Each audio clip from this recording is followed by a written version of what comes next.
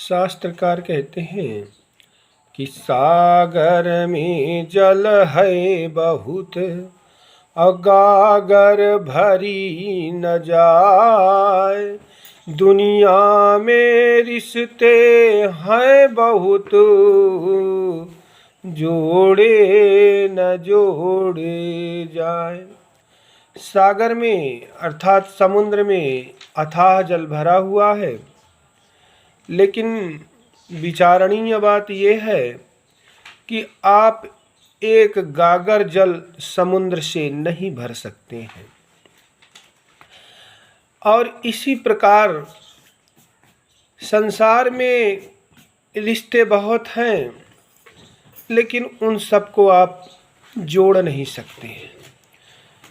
विचारणीय बात यह है कि समुद्र में जब इतना जल भरा हुआ है, तो हम एक गागर जल समुद्र से क्यों नहीं भर सकते हैं। उसका कारण ये है कि समुद्र में हमेशा बड़ी बड़ी लहरें आया करती हैं। आप गागर लेकर के जाएंगे और समुद्र में जहाँ पानी होगा, आपके गागर डुबोते डुबोते कहो वो लहरें आपसे बहुत दूर चली जाएं। इस प्रकार एक व्यक्ति एक गागर लेकर के समुद्र में जल भरने गया और लहरों के आने जाने से बहुत देर तक समुद्र में पानी न भर सका। तब उसने कहा कि सागर में जल तो बहुत है, लेकिन एक गागर भरना संभव नहीं है। उसी प्रकार संसार में रिश्ते बहुत हैं।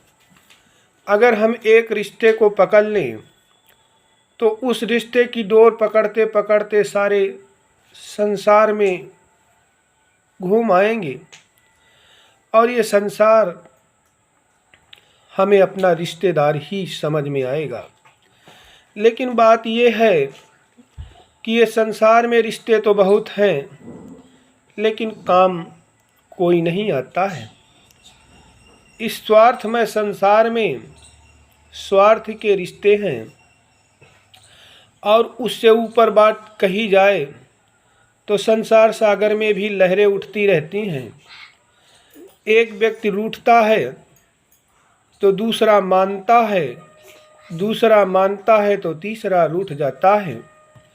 कभी कभी तो ऐसी परिस्थितियां आ जाती हैं कि दो रिश्तेदार सामने खड़े होते हैं और एक की मन की बात कहे तो एक रूठता है, और न्याय की बात कहें तो दूसरा रूठता है।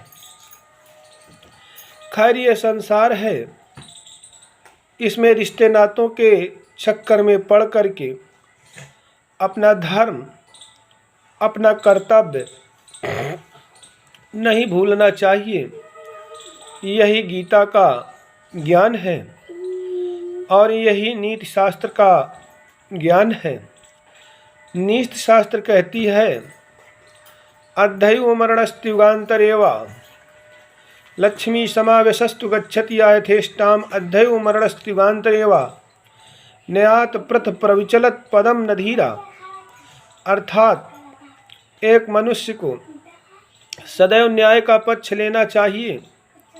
न्याय के पक्ष लेने से चाहे मृत्यु हो जाए, चाहे जीवन मिल जाए, चाहे लाखों करोड़ों की संपत्ति आ रही हो या लाखों करोड़ों की संपत्ति जा रही हो, न्यायशील व्यक्ति को सिर्फ न्याय का ही पथ लेना चाहिए। क्योंकि आप न्याय को टाल के, सत्य को टाल के आप अपने जीवन मरण को नहीं रोक सकते हैं। क्योंकि कहा गया है कि हानि लाभ जीवन मरण जस अपजस विधि हाथ।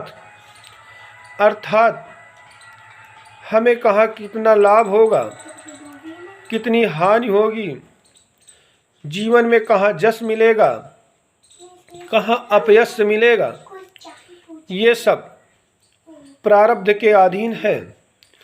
ईश्वर कृत है, मनुष्य इसमें निमित्त मात्र है। देता सब विधाता है, परमात्मा है। हाँ, वो किसी मनुष्य को निमित्त बना करके उससे हमारा लाभ करवा देता है, किसी मनुष्य को निमित्त बनवा के हमारी हानि करवा देता है, किसी वस्तु जीव जंतु को निमित्त बनाकर हमारी मृत्यु और जन्म का कारण होते हैं। लेकिन सत्यता तो ये है, ये सब प्रारब्ध के अधीन होते हैं, ईश्वर के अधीन होते हैं। जीवन में अगर हमेशा न्याय का पथ धारण करना चाहिए, ये तो संसार है, इसमें असुविधा रूपी और स्वार्थ रूपी लहरें हमेशा लहराती रहेंगी, जिससे हमारे कुछ रिश्ते बनते रहेंगे और कुछ रिश्ते बिगड़ते रहेंगे। जीवन में रिश्तों के टूटने और रिश्तों के जुड़ने से खुश नहीं होना चाहिए, बल्कि जैसे old order had been changed, holding place for new. Change is the law of nature. परिवर्तन संसार का नियम है।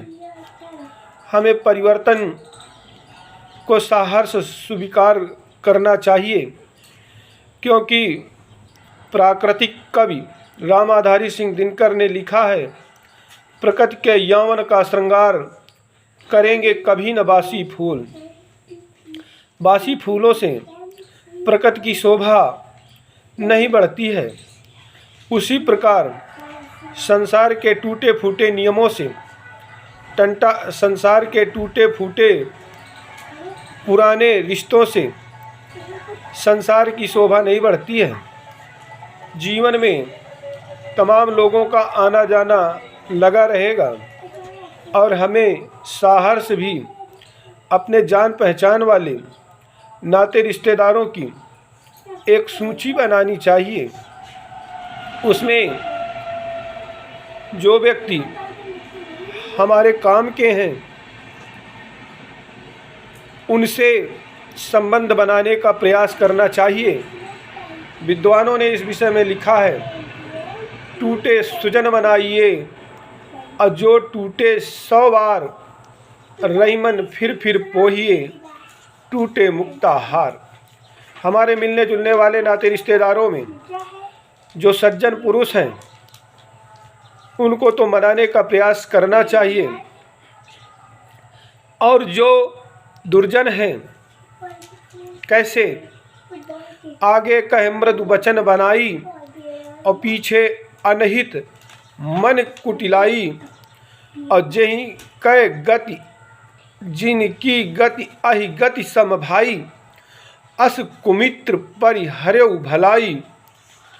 जो मित्र सांप के चाल की तरह टेढ़ी चाल चलते हैं, आगे तो मीठे मीठे वचन बोल देते हैं और पीछे काम पड़ने पर साथ छोड़ देते हैं, आपत्ति विपत्ति में साथ नहीं देते हैं, ऐसे कुमित्र को त्याग देने में ही भलाई होती है, ऐसा सज्जन महापुरुष कहते हैं।